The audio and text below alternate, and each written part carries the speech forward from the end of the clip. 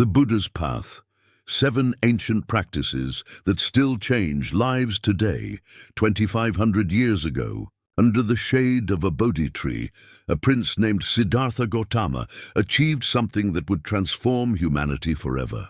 After years of searching, suffering, and seeking truth, he became the Buddha, the awakened one. What he discovered in that moment of enlightenment was not just personal liberation, but 7 timeless practices that continue to change lives across the world today. These are not mere philosophical concepts or religious rituals. They are practical, powerful tools that can transform your mind, heal your heart, and awaken the deepest wisdom within you. The Buddha's journey began in luxury. Born into a royal family, Prince Siddhartha lived in palaces, surrounded by every comfort imaginable. His father, King Suddhodana, tried to shield him from the realities of suffering, aging, and death. But destiny cannot be avoided. At the age of 29, Siddhartha ventured outside the palace walls and encountered what Buddhists call the 4 sights: an old man bent with age, a sick person writhing in pain, a corpse being carried to cremation, and finally, a wandering monk who radiated peace despite owning nothing. These encounters shattered his comfortable illusions and awakened him to life's fundamental questions. Why do we suffer? Is there a way beyond pain? What is the true nature of existence? That night, Siddhartha left his palace, his wife, his newborn son, and his throne. He became a wandering seeker, determined to find answers to humanity's deepest questions. For 6 years, he practiced extreme asceticism, nearly starving himself to death in pursuit of spiritual realization. But starvation brought only weakness, not wisdom. Finally, accepting a bowl of rice milk from a village girl named Sujata, he realized that neither extreme luxury nor extreme deprivation led to truth. The path lay in the middle way, balanced, practical, sustainable. Sitting beneath the Bodhi tree in Bodh Gaya, Siddhartha entered deep meditation. For 49 days, he remained in contemplation, facing his deepest fears, desires, and illusions. Legend tells that Mara, the demon of temptation, appeared with his daughters and armies, trying to break the future Buddha's concentration with fear, desire, and doubt. But Siddhartha remained unmoved, touching the earth as his witness. At dawn on the 49th day, he achieved perfect enlightenment, becoming the Buddha. In that moment of awakening, he understood the 4 noble truths, the Eightfold Path, and the 7 practices that would become the foundation of spiritual transformation. Practice 1. Right mindfulness. The art of present moment awareness. Buddha's first teaching was simple yet revolutionary. Most human suffering comes from living either in regrets about the past or anxieties about the future. True peace exists only in the present moment, but most people spend their entire lives everywhere except here and now. Right mindfulness is the practice of bringing your complete attention to whatever you are experiencing in this moment, without judgment, without trying to change it, simply observing with clear awareness. The Buddha taught 4 foundations of mindfulness: mindfulness of the body, mindfulness of feelings, mindfulness of the mind, and mindfulness of mental objects. When you practice mindfulness of the body, you become aware of your breath, your posture, your physical sensations. You notice when you are tense, when you are relaxed, when you are moving with grace or with agitation. This simple awareness begins to transform your relationship with your physical existence. Mindfulness of feelings means observing whether your experiences are pleasant, unpleasant, or neutral, without immediately reacting to chase pleasure or avoid pain. Mindfulness of the mind involves watching your thoughts and emotions arise and pass away like clouds in the sky. Finally, mindfulness of mental objects means observing the patterns, habits, and mental formations that shape your experience of reality. The Buddha once said, "If you want to know your past, look at your present circumstances. If you want to know your future, look at your present actions." This teaching points to the power of mindful awareness in this moment to transform both your understanding of the past and your creation of the future. Practice 2. Noble silence, the profound power of inner stillness in our noisy world. Silence has become a rare and precious commodity. The Buddha discovered that external silence naturally leads to inner silence, and inner silence reveals the deepest truths of existence. He regularly retreated into what Buddhists call noble silence, not just the absence of speech, but the presence of profound inner stillness. The Buddha taught that most people are afraid of silence because silence reveals what is really happening in their minds. In the constant noise of modern life, we can distract ourselves from uncomfortable truths, unresolved emotions, and the deeper questions of existence. But in silence, we meet ourselves directly without filters or distractions. Noble silence is not mere quietness.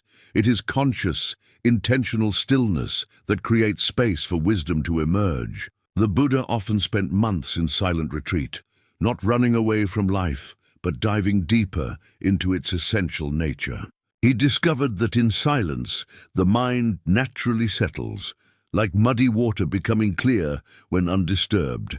There is a beautiful story of the Buddha giving a sermon without words. One day, instead of teaching, he simply held up a single flower and smiled. Most of his disciples were confused, waiting for the lesson to begin. But one disciple, Mahakashapa, understood immediately and smiled back. In that moment of silent understanding, a profound teaching was transmitted. Some truths can only be communicated in the language of silence. Practice 3. Loving kindness, the radical act of universal compassion. Perhaps no practice is more misunderstood than loving kindness. Many people think it means being weak, passive, or allowing others to take advantage of you. But the Buddha's teaching on loving kindness, metta in Pali, is actually one of the most powerful and transformative practices ever developed. It begins with a radical insight. Hatred is never overcome by hatred, only by love. This is an eternal law. The practice begins with developing genuine kindness toward yourself. The Buddha recognized that most people carry deep wells of self-criticism, shame, and inner violence. How can you truly love others if you haven't learned to love yourself? Loving kindness starts with offering yourself the same compassion you would give to a beloved friend who is suffering. From self-compassion, the practice expands in concentric circles. First, you extend loving kindness to those you love easily, family, friends, people who have helped you. Then comes the more challenging work, extending kindness to neutral people, strangers, acquaintances, people you neither particularly like nor dislike. The most advanced practice involves extending loving kindness to difficult people, those who have hurt you, those you find annoying or threatening. The Buddha taught that loving kindness is not just a nice idea, it is practical protection. When you radiate genuine goodwill, you create an energetic field that naturally deflects negativity and attracts positive responses from others. He said that one who practices loving kindness sleeps peacefully, wakes peacefully, and is protected by both humans and non-humans. There is a story of the Buddha sending a group of monks to meditate in a forest that was inhabited by tree spirits who were initially hostile to the human presence. The spirits created frightening apparitions and disturbing sounds to drive the monks away. But the Buddha instructed the monks to practice loving-kindness meditation, sending goodwill even to these hostile spirits. Gradually, the spirits' hearts softened, and they became protectors and supporters of the monks' practice. Practice 4. Right speech. The transformative power of conscious words. Buddha taught that speech is one of the most powerful forces in the universe. With words, you can create heaven or hell, build bridges or walls, heal wounds or inflict lasting damage. Right speech is not just about avoiding lies. It is about using your voice as an instrument of truth, healing, and awakening. The Buddha outlined 4 aspects of right speech. Speak truthfully, speak kindly, speak usefully, and speak at the appropriate time. Truth without kindness can be cruel. Kindness without truth can be enabling. Useful speech delivered at the wrong time loses its power. The art of right speech involves harmonizing all these elements, but there is something even deeper here. The Buddha taught that your external speech reflects your internal dialogue. If you speak harshly to others, you likely speak harshly to yourself. If you gossip about others, your mind is probably filled with judgment and comparison. If you lie to others, you are probably lying to yourself about important truths. There is a famous story of the Buddha encountering a man who was screaming insults and accusations at him. The Buddha listened calmly, then asked, "If someone offers you a gift and you do not accept it, to whom does the gift belong?" The man replied, "To the one who offered it." The Buddha smiled and said, "I do not accept your anger and harsh words. They remain with you." This story illustrates the power of not taking on the negative energy others try to give you, while also showing how conscious response rather than unconscious reaction can transform any interaction. Practice 5. Non-attachment, the freedom of letting go. Non-attachment is perhaps the most misunderstood of all Buddhist teachings. Many people think it means not caring, becoming emotionally cold, or withdrawing from life. But the Buddha's teaching on non-attachment, upadana in Pali, is actually about loving more freely, engaging more fully, and experiencing life without the suffering that comes from clinging. The Buddha discovered that attachment is the root of all suffering. Not love, not caring, not engagement, but attachment, which is the desperate need for things to be different from what they are. The compulsive grasping that tries to make permanent what is naturally impermanent. Non-attachment means holding everything lightly. Your possessions, your relationships, your plans, your identity, even your spiritual achievements. You can love deeply without possessiveness, work diligently without being consumed by results, enjoy pleasures without becoming addicted to them. The Buddha told a story of two monks walking along a muddy road after heavy rain. They came to a place where a beautiful young woman in fine clothes was unable to cross a muddy intersection. Without hesitation, the older monk picked her up and carried her across, then set her down and continued walking. Hours later, the younger monk could contain himself no longer. "How could you touch that woman? We monks are not supposed to have contact with women." The older monk replied, "I set her down hours ago. Why are you still carrying her?" This story illustrates the difference between appropriate action and mental attachment. The older monk acted compassionately in the moment, then let go completely. The younger monk, despite not touching the woman, carried the mental burden for hours. Practice 6. Right livelihood, aligning work with wisdom. Buddha taught that how you earn your living profoundly affects your spiritual development and the well-being of all life. Right livelihood means choosing work that does not harm others and actively contributes to the reduction of suffering in the world. But it goes deeper than just avoiding harmful occupations. It means bringing mindfulness, ethics, and compassion into whatever work you do. The Buddha specifically mentioned occupations to avoid: trading in weapons, living beings, slavery, meat, alcohol, and poison.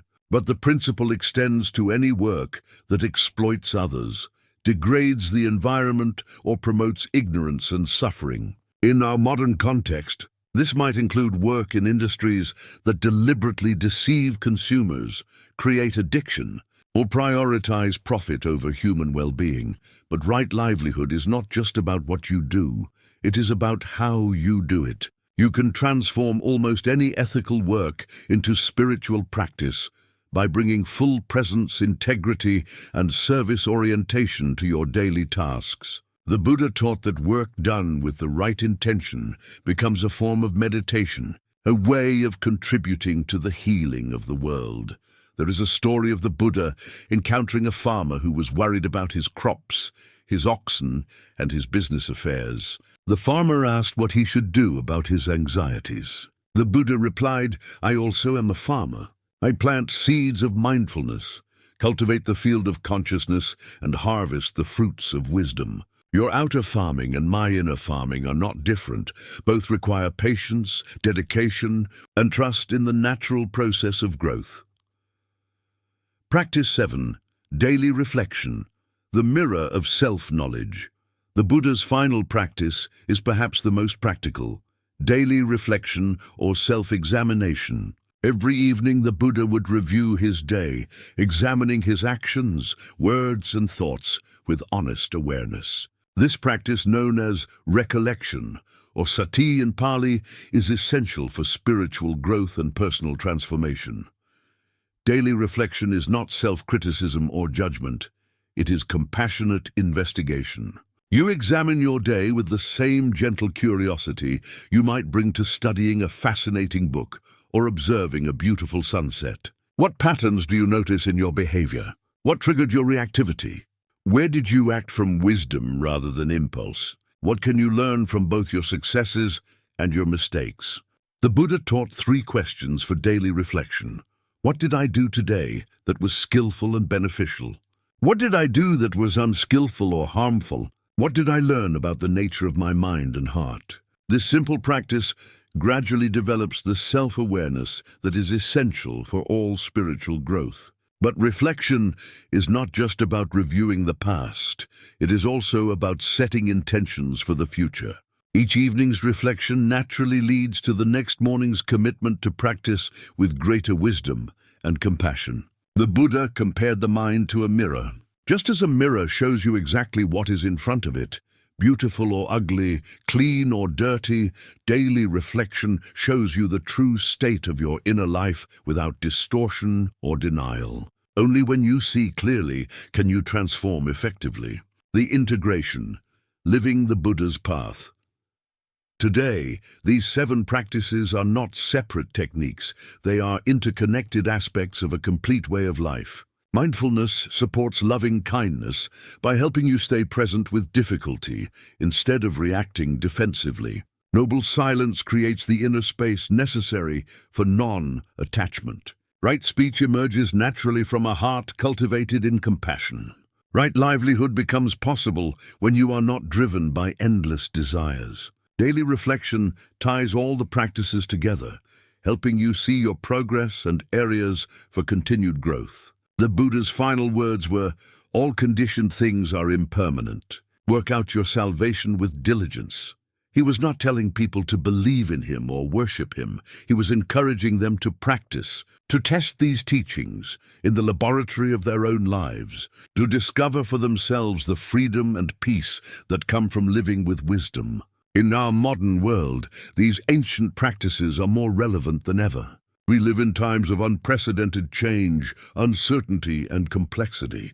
The external solutions we often seek, more money, better relationships, perfect health, ideal circumstances, can certainly improve our lives, but they cannot provide the deep peace and unshakable happiness that the Buddha discovered. That peace is not dependent on external circumstances. It is not something you achieve once and then possess forever. It is something you cultivate moment by moment through the patient, gentle application of these timeless practices. Begin where you are with what you have in this moment. Choose one practice that resonates most deeply with you. Commit to it for 30 days, not as a rigid discipline, but as an experiment in conscious living. Notice what changes, not just in how you feel, but in how you see, how you respond, how you relate to the inevitable challenges and joys of human existence. The Buddha's path is not about becoming someone different. It is about awakening to who you already are beneath the layers of conditioning, fear, and confusion. These 7 practices are tools for that awakening, keys to unlock the wisdom and compassion that are your birthright as a conscious being. The tree under which the Buddha found enlightenment still grows in Bodh Gaya, India. Pilgrims from around the world come to sit in its shade, to meditate where the great awakening occurred. But the real Bodhi tree is not in India. It is in your own heart, in your own willingness to sit quietly, look deeply, and awaken to the truth that has always been present, waiting for you to discover it.